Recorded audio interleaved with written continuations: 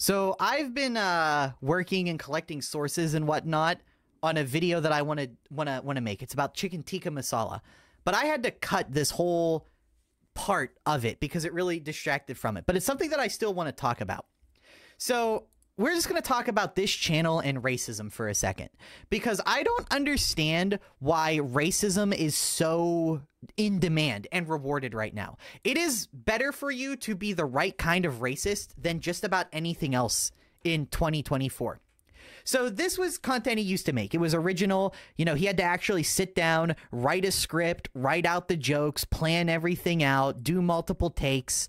Like these 5-minute videos probably took, for the most part, you know, some of these videos probably took a good bit of time and effort to make.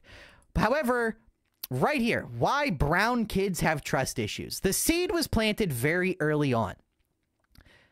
And you can see he then moved into translation, which again, translating like anime or popular things, yeah, it's a recipe for views, and it takes some skill and a lot of effort because you got to write everything down, then write out your translation, then cross-reference the two, then you got to make sure that like the context is getting across properly. Like I'm sure these 30-second clips probably took like 30 minutes if you want to do a real good job on it.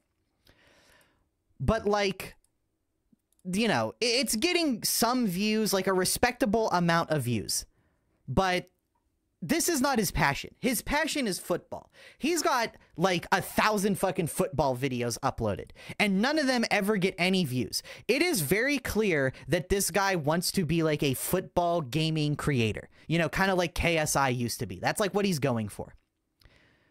But right here is where it starts. Indian versus American, immediately combative attitude, us versus them, brown people versus white people. And you're going to see that he just like snaps at some point. He sees that this really isn't working out. Doing what he wants to do, what he's passionate about, it doesn't work out. So instead, he dips his content into this. White people ruin my food. And he gives one last push for the football content, the thing he really cares about. But it's like he took one look back at all these views for how little effort this was. And then he just said, fuck it, go all in.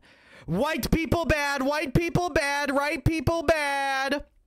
And that is all his content is now. Is quick 30-second shorts of him just going like, the American, the white guy doesn't put the 200,000 Scovilles in the food. The white guy doesn't know how to eat. Silly white person, so stupid. You don't know food. Let me, brown man, show food. And that's basically the intellectual level his content is on. Look, if you don't believe me, look. Patty and an Indian mimosa. Let's see who makes it better. Starting with the Indian mimosa. Oh my God, Curl! I can't believe he actually said that to you. What? See what I'm saying? It is the most lowbrow, lowest effort, just legitimately racist content possible. And you look at these comments and it's all like very short sentences, tons of emoji spam. Like these are literal children. He is basically a racist comedian for 12-year-olds. And I don't even understand the appeal of this kind of content. I guess because I'm just not like a genuine racist. I don't think pointing at anyone, you know, and going like, ha ha ha, look, you know, these black people, these white people, these whatever people, they funny, they stupid, they bad. I just don't find this content funny at all. Probably because I'm older than the age of 16. But just look at this, 2 million subscribers. We went from making 90 views a video, doing what we were passionate about and putting effort into things, to basically just going like, oh my God, the white people so stupid. British people can't eat food.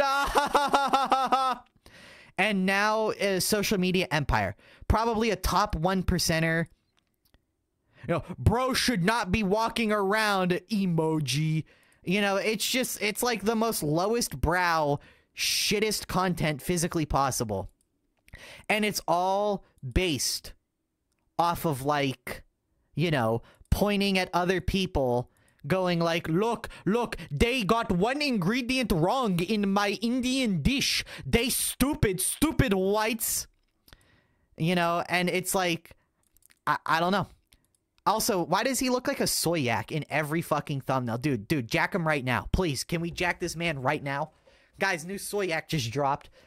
But I don't understand why this kind of racism is just severely rewarded. It's just very weird to me.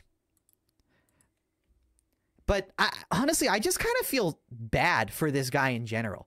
Like, imagine the mindset you've got to be in, realizing that literally the only kind of content you can ever make, like your day job, is just being like racist on the internet. That's literally your day job. And not even like the funny kind of racist. Like, you're not like making racist jokes. You're making the same racist joke over and over. This would be like if your job was to clock in and just say the N-word every day. Like, at some point, you have to get sick of it, right? You know, like, at some point. Also, obligatory, I have to point out, if this was a white guy going like, look at these stupid black Africans. Look at them not making the American food right. Look at how fucking dumb these black people are. You know that guy would get banned within, like, fucking a week, at most. But when an Indian guy makes that same content about white people, it's massively rewarded in the algorithm. I don't know. It's just a little depressing to realize that we just went from white people, you know, feeling superior to black people to brown people feeling superior to white people. And like, that's the cultural okayness. When are we going to reach a point when content like this is just not like okay in general, just across the board? You know, at what point? Like, I understand it's fun to point out this kind of hypocrisy, but at some point it's got to be kind of depressing to realize that there has never been a point in human history where people just, like, focused on something more important. And there's always just going to be some racial group that's getting targeted. Right now, it's white people. You know, 50 years ago, it was black people. And then, like, before that, it was like, you know, you go back 1,000 years and it was Jews. Like, at every point in history, it has been socially acceptable to just rag on a certain racial group no matter what. And, like, it seems like that's never gonna go away. And I don't know. It's just a little depressing to realize that we live in an era where everyone views racism as like the biggest, most important problem of our time. Yet the same people will gladly consume racist content as long as it's the socially acceptable kind. I don't know. I'm just kind of rambling on now. This whole thing is depressing. This is a guy who couldn't follow his passion and instead just makes hate-filled content that makes other people hate-filled as well. And it just creates this just negative feedback cycle. I don't know. It sucks.